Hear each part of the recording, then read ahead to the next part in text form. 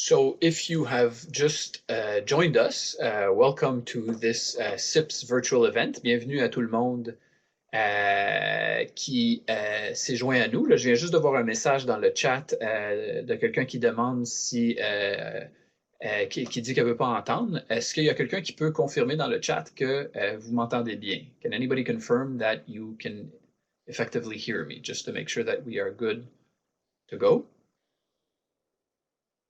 Good. OK. Alors, je vois Nicolas, Ayman ont répondu. Nicolas, qui est un de mes anciens étudiants. Alors, bonjour, j'espère que tu vas bien. Alors, bienvenue à tout le monde. On va commencer. Il y a peut-être des gens qui vont se joindre à nous dans les prochaines minutes, là, le temps qu'ils puissent s'inscrire puis partir le programme, tout ça. Mais on va commencer quand même. So, thank you. Rooting hi to you as well. I hope you're well. So welcome to this CIPS event, one of our first online events in the current pandemic era. As you know, as we've discussed in some of the town halls that we've held with students in some of our communications, most of the university's activities will be online, at least for now. On the side of CIPS, at least as far as I'm concerned, we are going to be able to try to set up a number of virtual events like this, some of them public, some of them for students only, like this one, over the next few months. Alors aujourd'hui, c'est un événement qui s'inscrit dans cette série-là. En fait, c'est un événement qu'on devait avoir dans un de mes cours à l'origine au mois de mars. Colonel Speiser-Blanchet was scheduled to come and talk into one of my classes. I forget the precise date, but not long after the pandemic started. Unfortunately, we had to cancel, but the National Defense folks were very nice and suggested that we try to reschedule, which we were able to do today. So the format for today will be fairly standard. We have 1 hour until 2 o'clock. The Colonel will give a presentation to begin with. She has a PowerPoint that if you cannot see it by now on your screen, you should be able to see it by the time that we formally start. It's a simple PowerPoint with only a few slides. She will give her presentation, and after that, we will have a Q&A. Évidemment, comme d'habitude, la séance de questions-réponses va être dans les deux langues. Alors, si vous avez des questions en français ou en anglais, évidemment, n'hésitez pas. La colonelle est parfaitement bilingue, donc elle peut répondre à vos questions là, dans les deux langues. When you have questions, once we hit the Q&A, simply type your questions in the chat box that some of you have actually used so far. You can either send the questions to everyone in the chat, and then I will read them out. If you prefer, you can send the question directly to me by just selecting private chat to me. You can see me under hosts, and then I will also select questions. Idéalement, je vais choisir les questions de tout le monde, mais évidemment, ça dépend toujours, comme dans n'importe quel événement, là, de la quantité de questions qu'on reçoit. So very quickly, you all received the Colonel's biography in the email that invited you to this event. It's a long and impressive biography, so I will not read all of it again, but just as a quick reminder, she joined the Canadian Forces in 1990. She's held a number of postings with the Air Force in headquarters. She was a military assistant to the Minister of National Defense. She worked in Canadian Air Division in Winnipeg. She commanded Helicopter Operational Training Squadron in Gagetown. She was a special advisor to the Chief of the Defense Staff, and the reason why we're here today, her most recent posting starting in 2019 was as Deputy Commander for Operations of Joint Task Force Impact, which is Canada's training and capacity building mission in the Middle East. That is obviously extremely interesting for our students in either the API or ECH programs, and that is what we are going to talk about today. Alors là-dessus, tout de suite, je vous remercie infiniment, Colonel, d'avoir accepté de prendre le temps de venir avec nous aujourd'hui. Et je vous laisse prendre la parole. Alors, merci beaucoup. D'accord, merci beaucoup, professeur. So, can you hear me? I just want to make sure I'm can be heard. Okay, we're good. I see the thumbs up. That's wonderful.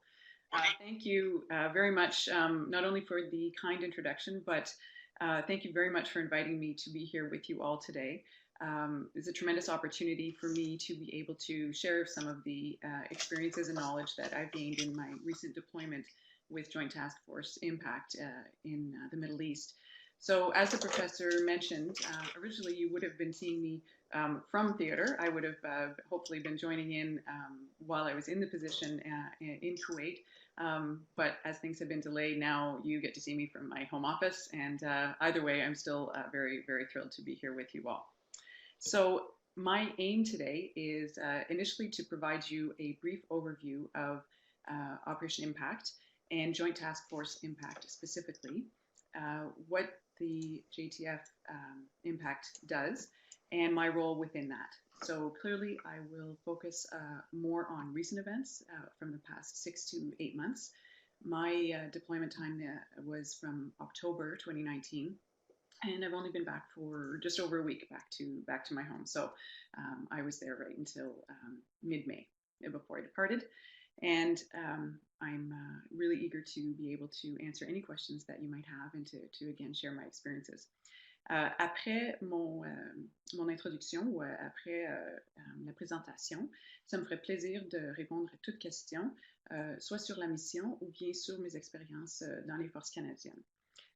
For that question period, I'm basically here to provide you any insight I can as a defense practitioner. And so I'm very open to speaking to you about specific questions on the mission if you wish, or if you do have other questions about my experience in the Canadian Armed Forces, then I'd be happy to answer what I can as well. So as the professor said, we have a few slides, and these are really there to allow me to provide you an overview of what Operation Impact is. So hopefully that will spark some questions that you may have, and by all means do note them, and I'll be happy to share. So slides. One point I will mention, all of these slides and all of course, the conversation is unclassified.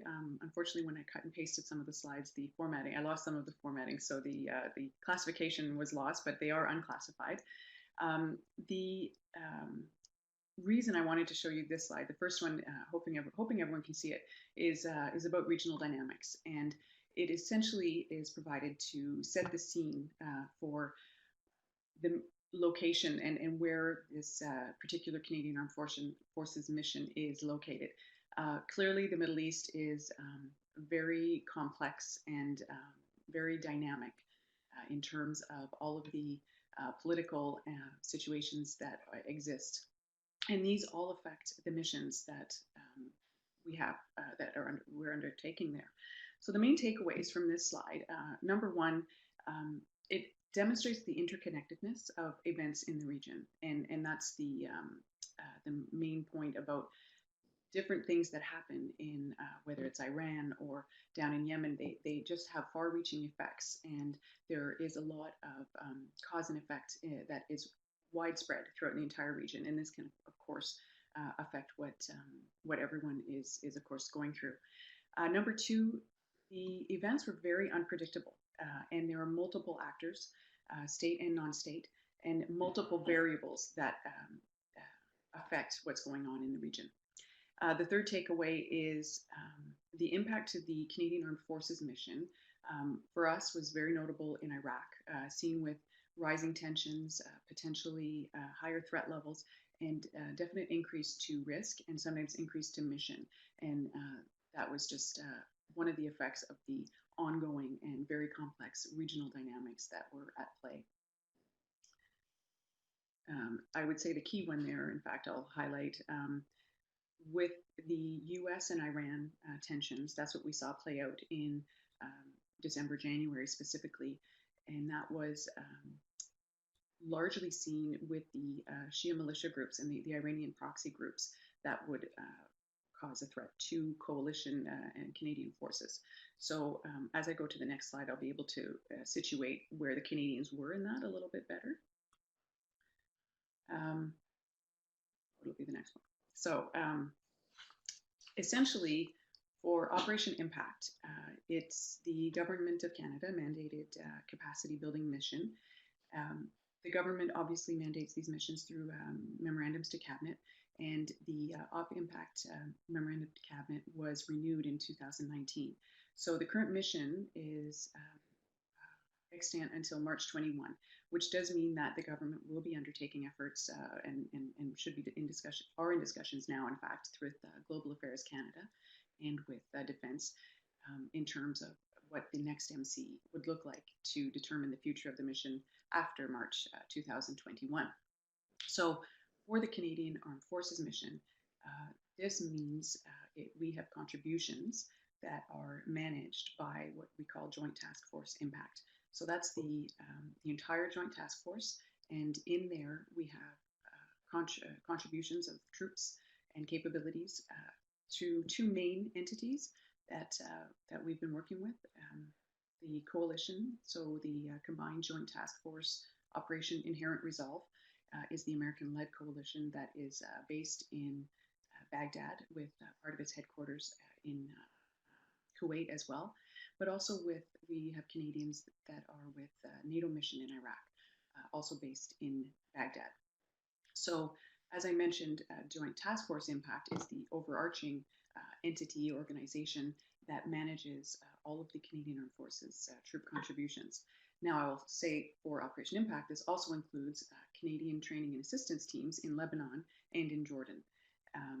So it's definitely a very big organization, or a big joint task force, widespread throughout the region. We have also, as we'll see in the next slide, some forces and troops that are in Qatar, and then there's a separate but joined up mission with folks in UAE, Bahrain, and more in Qatar in the Combined Air Operations Center. So the point of this slide was to show you a little bit about how the capacity building concepts are nested in what Joint Task Force Impact does. And as you can see from the left, ultimately, the security force capacity building that our troops would undertake, whether it was in Iraq, in Lebanon, or Jordan, that's where a lot of the pointy end training would take place, if you will. And that's where there would be more interaction actually with host nation security forces. So some of the examples in Lebanon, for example, we have personnel who are providing training on combat first aid, as an example. In Iraq, we were providing wide area security force training for a certain time. And in Jordan, there's still ongoing embeddedness with the female engagement team is one example, but there are also some other projects where we have our Canadian Armed Forces soldiers that work hand in hand with the host nation security forces to develop a lot of their capacities. The security sector reform, there's a bit of a nuance in differentiates a little bit of the NATO mission Iraq and what the coalition is doing. And the NATO mission, even though right now they're in the process of kind of redefining what the next steps will be, given that there has been a pause, and they're still on a pause from a combination of the threat situation in Iraq and COVID-19.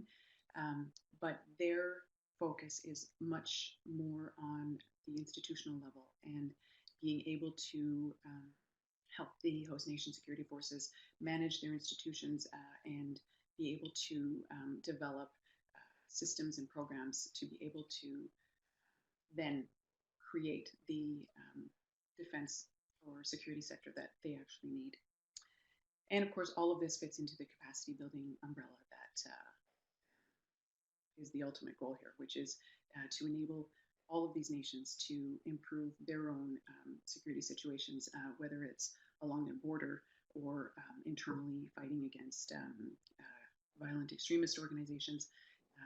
The ultimate goal is to give them the tools so that they can improve their capacity to govern and monitor themselves in this area.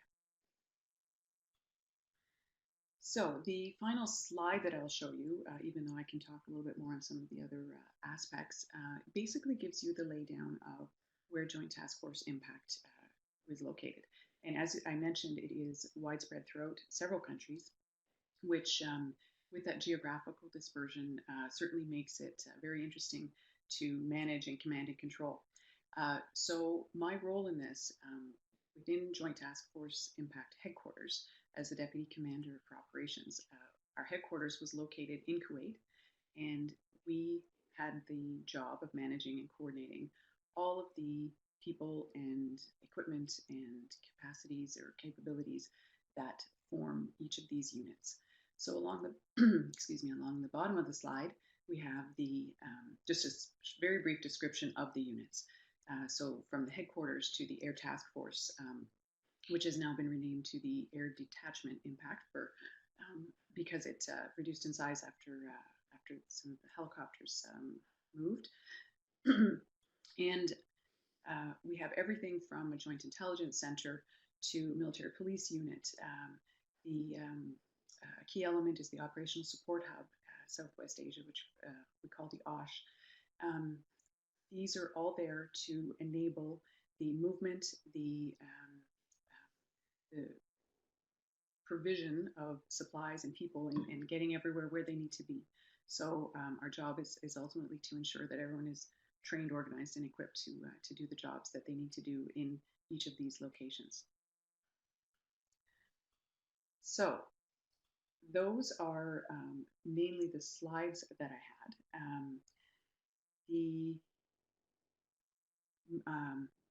And I guess that would also summarize that. That gives you the overview of what Operation Impact is. I think what I'll do now is give a little glimpse into some of the key events over the past 6 to 8 months, and then that'll lead into a few maybe successes and kind of takeaways, and that will hopefully launch us into some questions. So I can say that my time on the tour was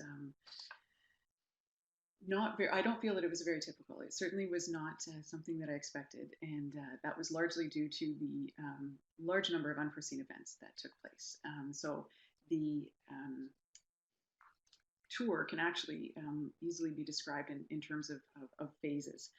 And these phases didn't, of course, start with my timing on the tour, but even from the period of last May 2019, until the fall of 2019, there were already a lot of changing dynamics in the region and civil unrest. So when I arrived in October, it was right at the time where there were a lot of protests in Lebanon and Iraq, economic and socially driven, and that unrest was driving us to help understand the region and the dynamics, and just to make sure that our own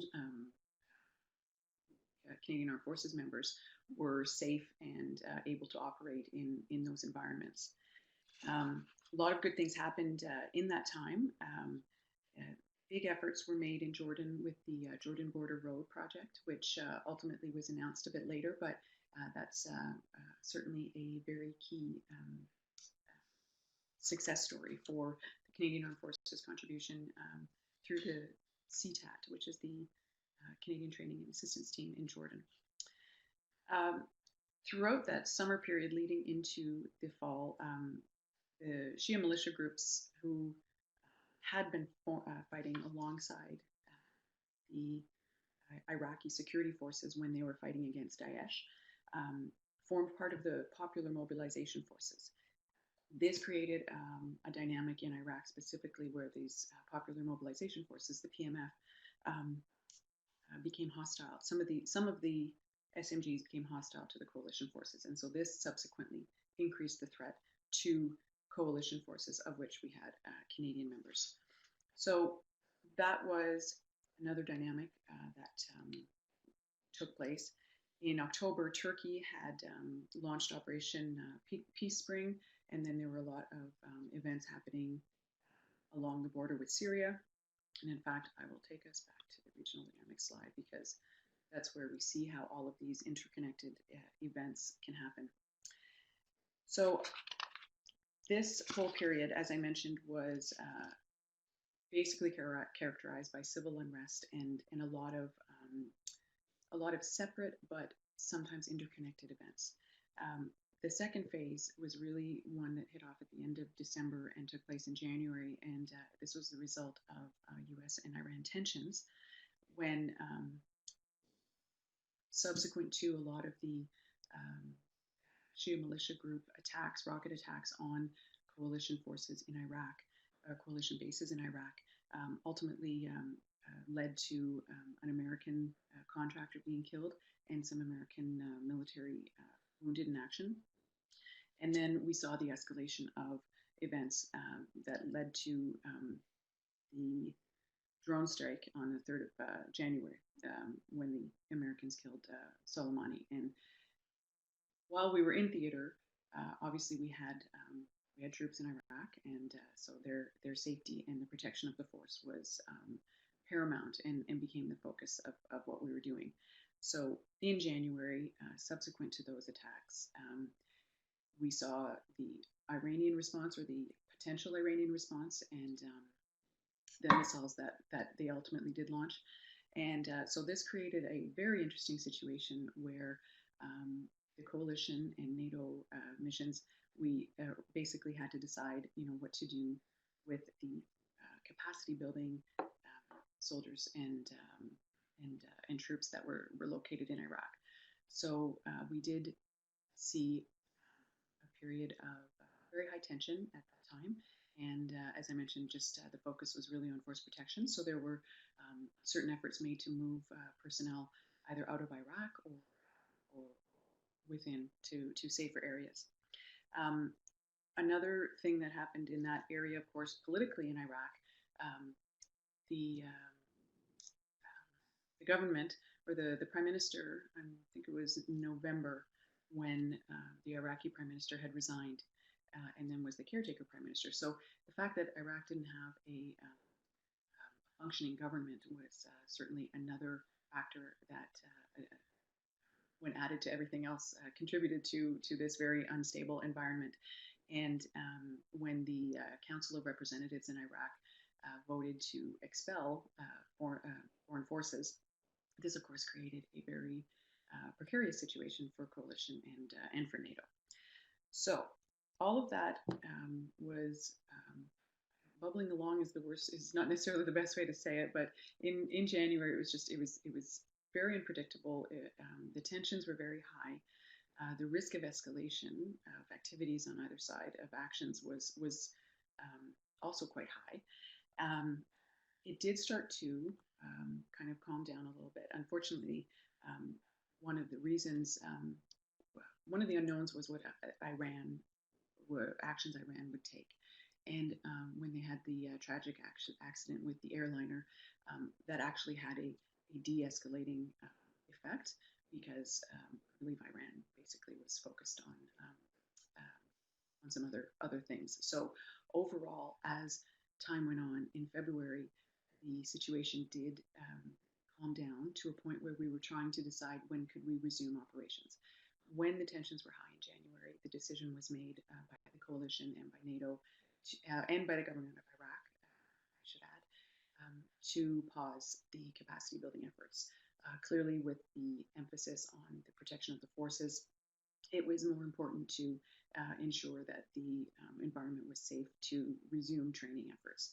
And that was the main reason for the pause in the January timeframe. So as I mentioned, we were getting to a point to resume training, and late March, or early March, I should say, we were starting to ramp that back up.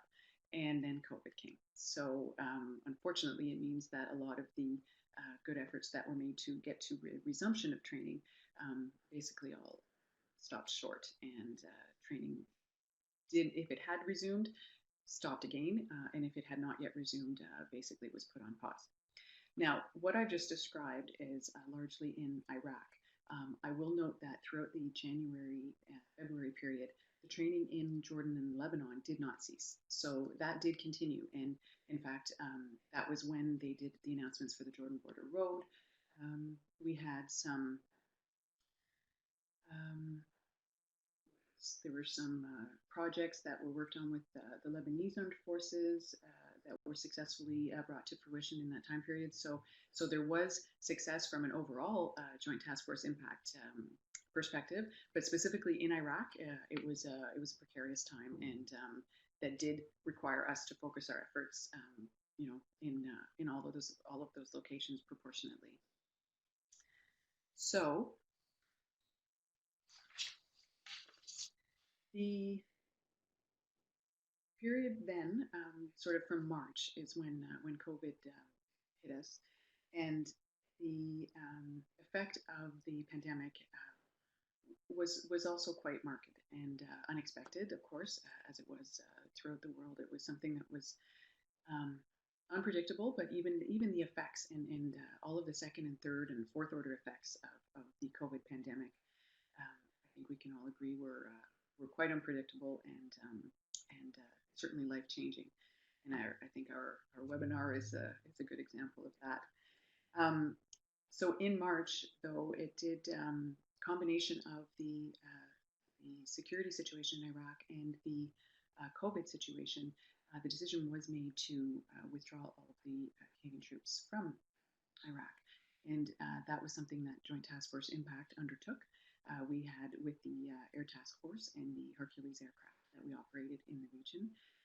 It was a significant undertaking and a very successful one. It was done in, I'd like to say record time, but I'm not sure if there's been a record, but it was certainly a very big success story to have retrograded all of those troops and a significant number of equipment, including the helicopters that were located in Iraq, supporting the NATO mission in Iraq, and the other helicopters that were supporting the Special Operations Forces. So the completion of that retrograde was called Operation Tempest, and that's also something that certainly took up a lot of our time and effort, but was an important task that was successfully completed. More recently, and when I left theater, there were continued talks to determine the conditions under which training could resume. So because of COVID, the training did pause in all of our locations. So in Lebanon, in Jordan, and then of course in Iraq. So the decision to reduce the footprint of Canadian Armed Forces personnel for personal health and safety reasons was made, and we decided or calculated the kind of minimum essential personnel, number of personnel to leave there to be able to keep things running and be able to provide enough of that corporate knowledge to be able to establish and consider the right conditions to resume training once COVID is either gone or the necessary conditions are met. Clearly, that's not an easy task, as we're finding here domestically in Canada as well, and it requires a lot of coordination and unfortunately just a lot of patience because there are many factors that we don't control. So it does mean that the necessary troops are still there, and this is Joint Task Force Impact's raison d'être, and I'm very confident that the new team in place and future teams going in will be able to continue the same good work as soon as those conditions are safe to do so. So I believe that does kind of summarize. It's a pretty big overview, and as I mentioned, it's a complex mission, it's a complex region, so it's not something that is easy to necessarily summarize in 10 or 15 minutes. But if there's anything I've explained that either didn't make sense or that you wish like me to dig into, ça me ferait grand plaisir de questions, en anglais ou en français. I am ready to take questions if you'd like to proceed that way, Professor. Thank you very much. Merci beaucoup. C'était très, très complet. C'est pas facile de parler de quelque chose, d'une mission aussi complexe là, en une vingtaine de minutes. Alors, merci beaucoup. J'ai déjà 2 questions que je peux voir dans le chat. J'en ai quelques-unes en réserve, mais je vais commencer tout de suite avec les questions des étudiants. First question up is Ahmed Tijani, who was also one of my former students last semester in a class on Middle East politics. Good afternoon. I'm a student in Human Rights and Conflict Studies. Here is my question. Could you give us an overview of whether you were involved in tracking the financing of terrorist organizations on the ground, considering we have seen that some foreign powers and organizations like Lafarge can be implicated in money payments to ISIS and to continue their activities, for example. So the role of op impact in foreign terrorist organization finances. So I can tell you that that is not something that Joint Task Force Impact works on. Operation Impact writ large does have other components. There's special ops forces that work in other areas. There are other government departments that are involved in some other activities, but no, that was not something that JTFI, in my experience, lies in. OK. Alors, merci Ahmad pour ta question. J'espère que tout va bien pour toi depuis le confinement. Next question from G. Wimet. Does the task force have any formal or informal relationship with Israel? Colonel? With Israel. So there is a separate task force that is in Israel. Operation Proteus is headquartered there, and they have a number of Canadian Armed Forces personnel there. So ours is essentially, we are a flanking formation. So we would be colleagues in the region, but the command and control is, we both report to the same headquarters. Merci beaucoup. Next question from Matthew Enright, and I'm sorry if I'm leaning on my screen, but it's written a bit small, so I have to get pretty close to be able to read that. Do you know if the new Iraqi government helped dampen tension between coalition forces and the Council of Representatives? Since the new Prime Minister, I assume Iraqi Prime Minister, was the former intelligence chief, I wonder if he's emphasized the importance of the operation. I think that's a very good question, and if we can take that question once you answer it, can you read, by the way, the chat questions that I'm reading? I can, and I've kind of been scrolling up and down to follow along with you. So yes, I can see that one. So if in answering that question, you can also make some more general comments on your relationship with the Iraqi government, specifically on the issue that Matthew raises, but more broadly, how was your relationship with the Iraqi government before the transition, at the time of the transition? Okay. So to answer that one, I'll delve a little bit more into Canada's role within the coalition and with NATO mission Iraq, because it was more our contributing forces, so our Canadian troops that were in those missions that would have the interactions with the government of Iraq. So NATO mission Iraq, for example, were working hand in hand with the Ministry of Defense and with the coalition, the American-led coalition, and all of those partner nations.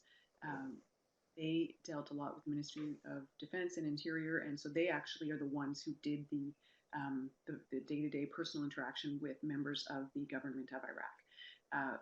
From the Joint Task Force Impact headquarters in Kuwait, we did not have that kind of direct interaction because our role was to support and manage the Canadian contributions to those coalitions. So I hope that makes sense in that capacity. Clearly though, because we are extremely concerned for the well-being, the nature, and the employment of what our Canadian forces are doing within those organizations, we would obviously monitor all of these interactions and stay abreast of all of the political developments. And certainly, in terms of your question, did the new Iraqi government help dampen tensions between the coalition forces and the Council of Representatives? Unfortunately, I don't know. It is my hope that yes. And as you mentioned, there's certainly potential there for a positive outcome based on the experience that you mentioned. So I don't have the exact answer you're looking for, but I hope I've shed a little bit of light on how which Canadians or which allies would have had that interaction with the Thank you. So I've just seen a number of new questions pop up. So from Natasha, who I think was in my master's seminar, in which you would have come in March if there hadn't been a pandemic that had thrown everything up in the air. So this is a very good question. I'm very happy that somebody is asking this. So thank you, Natasha, for that. What has been your experience as a high-ranked woman in the military coordinating a wide-ranging operation in the Middle East, both working with the local culture and other coalitions, and I might add, other members of the Canadian Forces themselves? So thank you, Natasha. Thank you, Natasha. My experience has been a very positive one. I would say that the numbers of women are growing, but certainly within the Canadian Armed Forces, it's much less unusual to see a woman of high rank, even though the numbers are still fairly low. But I would offer that they are growing, and that's all very positive. In the Middle East, it is interesting. When I met with some of the Lebanese Armed Forces leadership, they were very welcoming, very open.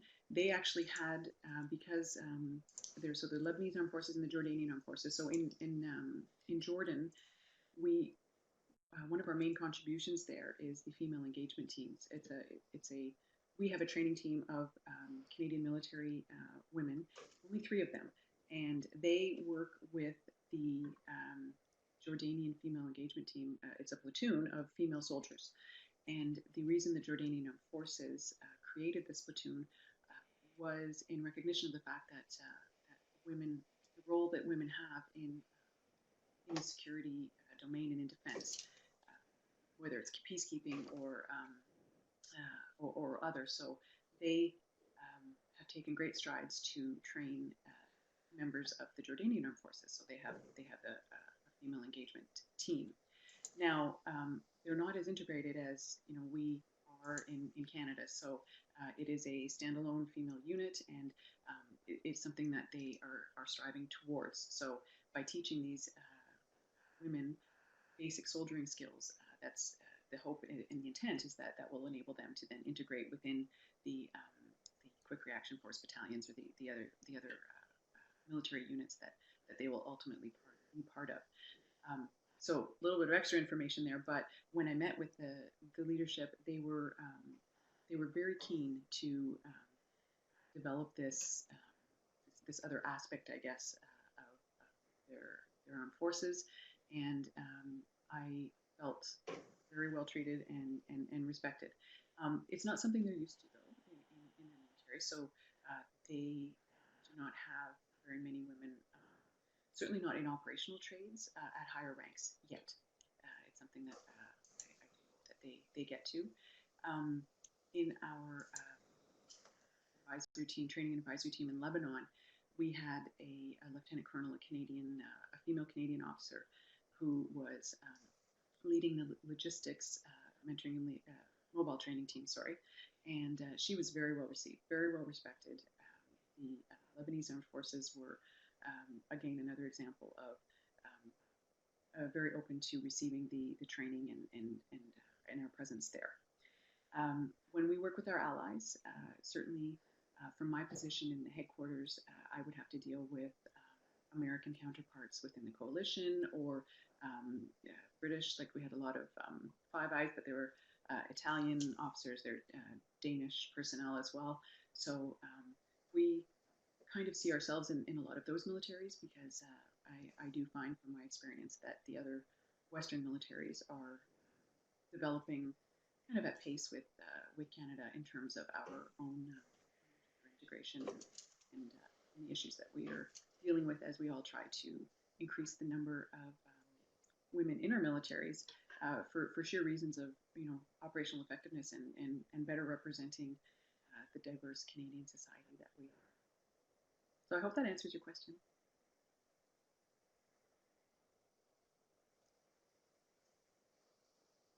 Good. Thank you very much. That's great.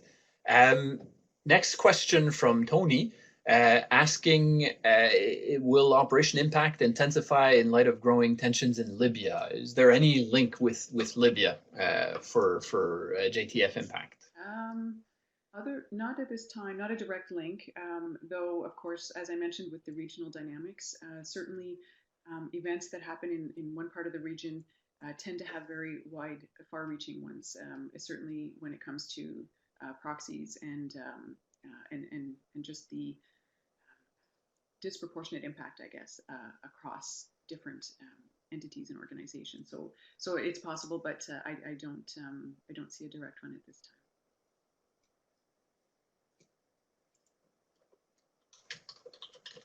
Okay, thank you very much. Moving on to the next question, and scroll that down again from Ryan.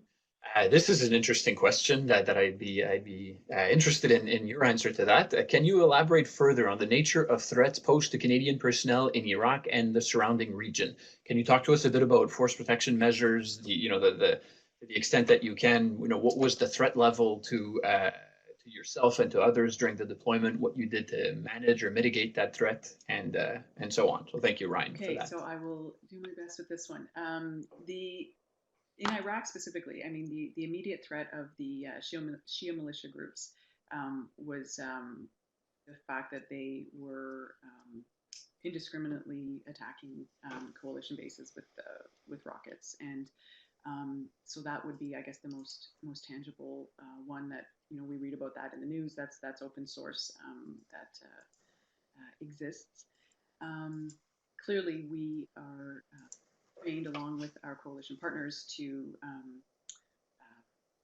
react to that, and we would have different measures along with the coalition partners to be able to hopefully prevent those attacks or react in the case of that occurring. So I think we're fortunate that and that skill and that training level, clearly very small number of casualties, though any casualty is certainly too much and is definitely not desirable.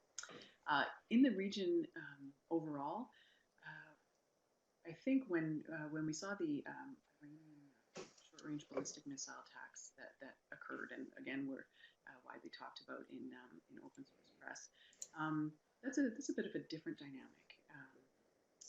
It is clearly unpredictable, and we mitigate that again with training and with shelters and operating procedures to be able to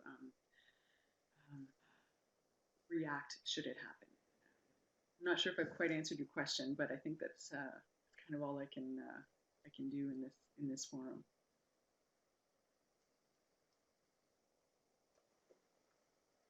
Okay, thank you.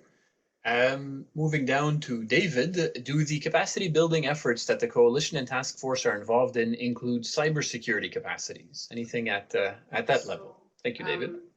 Thank you, and that's an excellent question.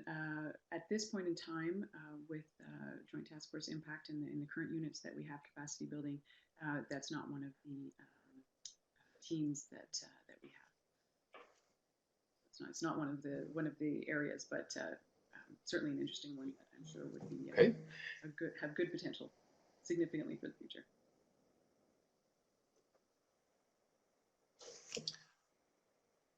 Okay, thank you. Yes, absolutely significant in the future.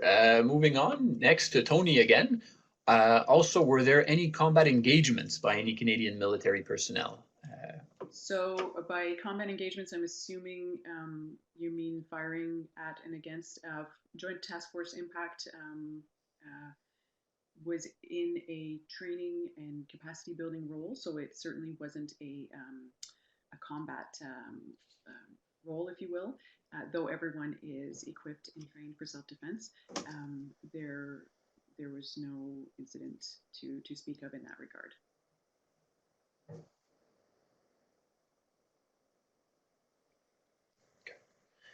Thank you. So next question, Matthew again. Are you able to speak to the ongoing threat of the IRGC on Canadian operations more broadly, especially since the death of Soleimani?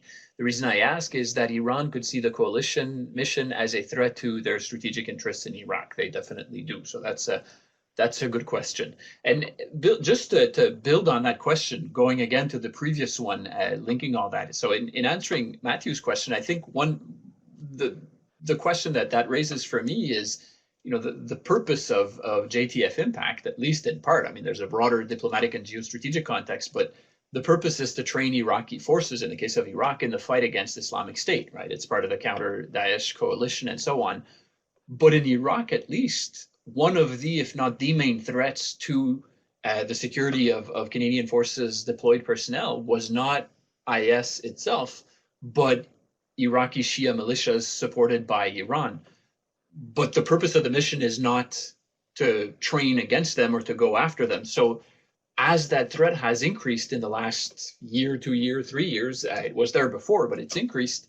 There's always been a bit of a tension. I don't want to say contradiction, but a bit of a tension in the very identity of the mission, in the sense that the main threat to deployed personnel was not the purpose of the mission. So how did you? So in answering Matthew's question, how did you manage that tension? So that's an excellent observation and very very apropos. Uh, you have hit on something that was indeed a factor over the course of the mission and still is right now.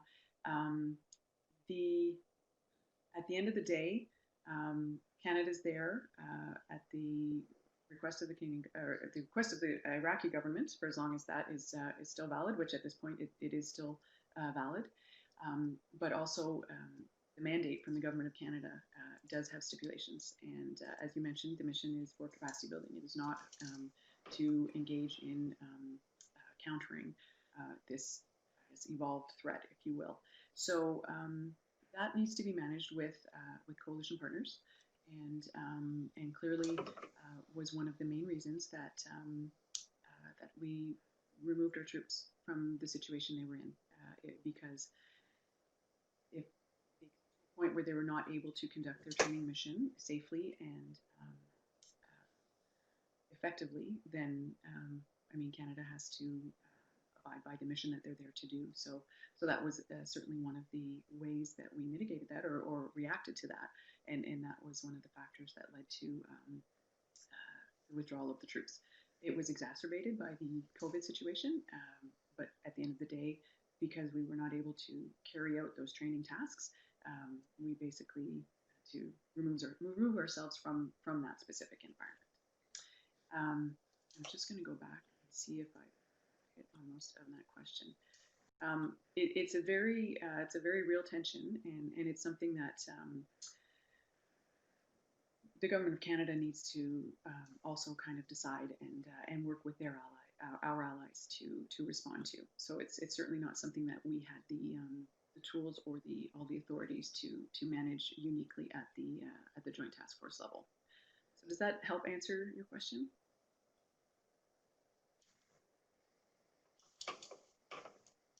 Yes, thank you for sure. Thank you. So obviously a difficult question in many ways, but thanks for the answer. Prochaine question de Gabriel Larivière, qui, je crois, est un étudiant en études islamiques à McGill, qui m'a demandé s'il pouvait se joindre à l'événement. Puis évidemment, ça me faisait plaisir là, de l'accepter. Comment l'augmentation récente des activités du groupe armé État islamique en Irak et les tensions avec des milices des unités de mobilisation populaire pourraient affecter le futur de la mission des forces armées canadiennes en Irak? Bon, l'augmentation récente des activités du groupe de ISIL, oui. Donc, le but ultime pour la mission, c'est de mieux préparer ou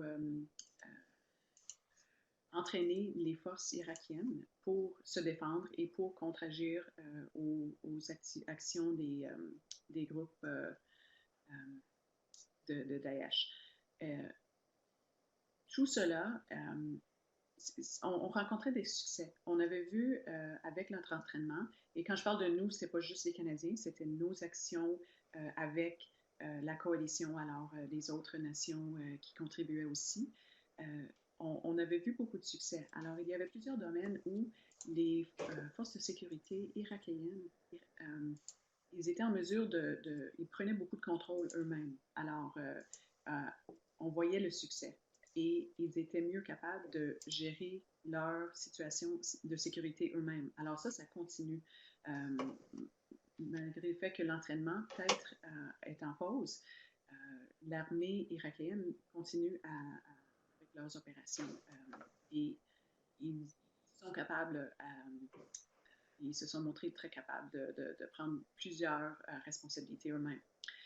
Alors, pour le futur de la mission des Forces armées canadiennes, c'est la question magique. Alors, quel sera le rôle de l'OTAN et de la mission en Irak? Les détails de cette mission-là sont en discussion. Beaucoup va dépendre sur, en fait, le tout va dépendre sur le gouvernement de l'Irak. parce que toutes les forces étrangères, que ce soit avec l'OTAN ou avec la coalition Operation Inherent Resolve, sont tous là à l'invitation du gouvernement de l'Irak. Alors, si le gouvernement de l'Irak continue à vouloir cette interaction, cet entraînement ou cette réforme de le secteur de sécurité, ça devrait continuer, mais les détails sont à suivre parce qu'il faut d'abord confirmer les buts stratégiques pour avoir cette discussion-là. Alors, j'espère que ça répond à la question.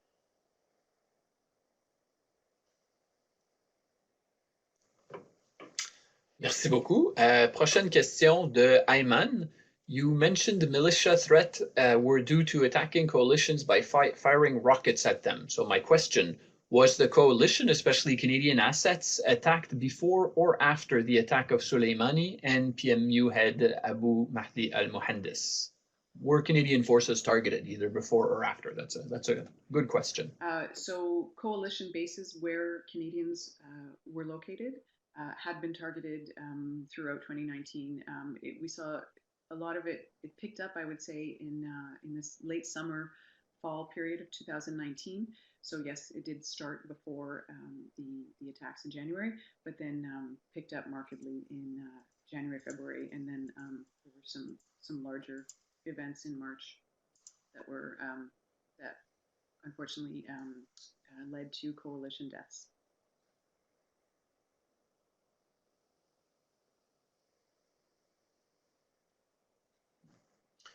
OK, merci. Alors, une autre question de la part de Ahmad. Pour rebondir sur la question de Gabriel il y a 5 minutes, depuis la mort de Baghdadi et la déclaration de la fin du califat, où en sont les activités de Daesh dans la région? Bonne question pour voir quelle est l'évolution du groupe. Comment pensez-vous qu'il pourrait regagner en force? Excellente question. Si c'est une éventualité dans un futur proche. Merci encore, Ahmad. Alors, les activités, quand le califat a été fini ou a été comment que je cherche defeated, je m'excuse, ça a permis aux ça a permis aux forces de l'Irak de continuer de l'entraînement et d'assumer beaucoup les responsabilités pour être prêts si jamais ils se représentaient. Alors, les activités, le problème que j'ai, c'est que je ne sais pas qu'est-ce qui est tout non classifié. Alors, je fais attention avec mes réponses, mais je peux dire que les forces de l'Irak sont prêtes à affronter la menace de Daesh et que la coalition, jusqu'à présent, est encore là pour aider l'Irak dans cet effort. Alors, depuis que la mission, évidemment, dans les années entre 2014 et 2017, il y a beaucoup d'activités qui étaient pour affronter la menace de Daesh. Et c'était vraiment après qu'ils ont été vaincus que les actions et la mission a pu s'orienter plus vers l'augmentation des capacités. Alors, elle est encore là. Je crois que c'est connu que Daesh est encore dans la région et continue avec des efforts, mais je ne serais pas vraiment en capacité de décrire la probabilité d'une résurgence ou non. Juste à dire que les forces qui sont dans ces pays-là, les forces de sécurité de l'Irak et les pays conjoints sont préparés pour faire face à cette menace.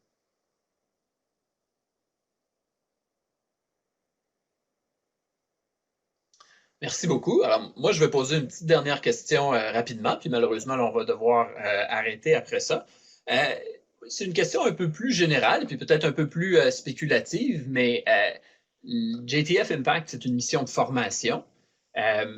Si je vous demandais d'évaluer le succès de la mission canadienne, puis si vous voulez parler des efforts des Alliés aussi en même temps, il n'y a pas de problème, pour former les forces des partenaires, c'est quoi la plus-value de JTF Impact.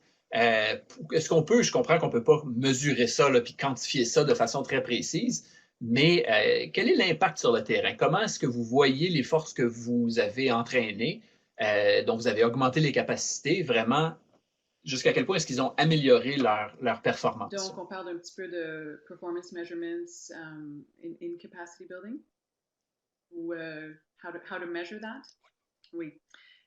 Oui. Mais comme vous dites, ce n'est pas facile à mesurer, autre que dire voici le nombre de membres qui ont été entraînés dans différents domaines. Et on a ces chiffres-là.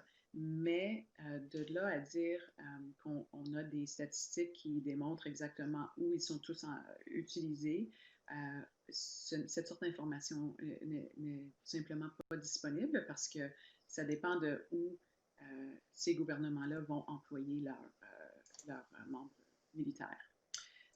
So, I mean, in terms of troops trained, we do have some statistics or some numbers that show us a little bit of the success, if you will. In the Iraqi security forces, we have over 4,500 members that are trained, and this would be in a wide range of skills. I had mentioned wide area security force before, but we also have provided some training in explosives threat training, explosives ordnance disposal, route clearance patrols.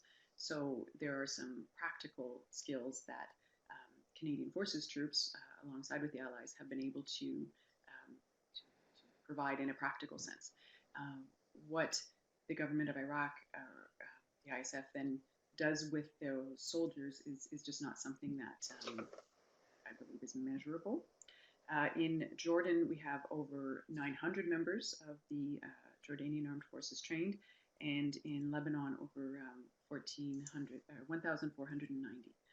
So that does provide at least some view on the size, because when we compare the size of the Canadian Forces troops, like these are fairly small contributions. Like in Lebanon and in Jordan, we don't have very big organizations of Canadian troops. They are contributing this. So when you think of the impact that they're having in terms of some of the training delivered or the projects delivered, I had mentioned the three female members of the female engagement team, mobile training team. Well, they're having a very positive impact, but it's disproportionate because the impact is actually much larger than